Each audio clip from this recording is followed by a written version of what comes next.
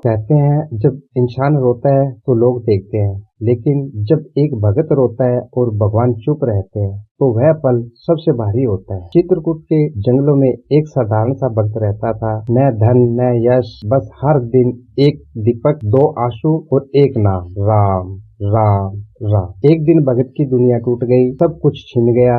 वह मंदिर के सामने बैठकर फूट फूट के रो रहा था। उसने कहा, हे प्रभु, मैंने तुमसे कभी कुछ नहीं मांगा, फिर आज तुम चुप क्यों हो? भक्त रोता रहा। रात बीत गई, दीपक बुझ गया, लेकिन भगवान अब भी चुप थे। भगत का मन टूट गया। वह बोला, शायद मेरी भक्ति में ही कुछ कमी रह गई। उसी रात भगत को सौपन आया। उसने देखा भगवान श्री राम सामने खड़े हैं, चेहरे पर वही शांत और वही मुस्कान। भक्त रो पड़ा, प्रभु, जब मैं रो रहा था तब आपने कुछ क्यों नहीं कहा? भगवान मुस्कुराए और बोले, क्योंकि उस समय मैं तुम्हारा भाग्य बदल रहा था। भगवान ने कहा, अगर मैं बोल देता तो तुम टूट जाते, और अगर मैं चुप रहा तो तुम मजबूत बने हो। भगवान बोले, याद रखो भगत, जब मैं चुप रहता हूँ तब सबसे ज्यादा काम कर रहा होता हूँ। भगत की आंखें खुल गई। सुबह हुई, मंदिर में वही दीपक फिर से जल रहा था। भगत समझ चुका था कि भगवान की चुप्पी अनदेखी नहीं होती, वह तो सबसे गहरी कृपा होती है। इसीलिए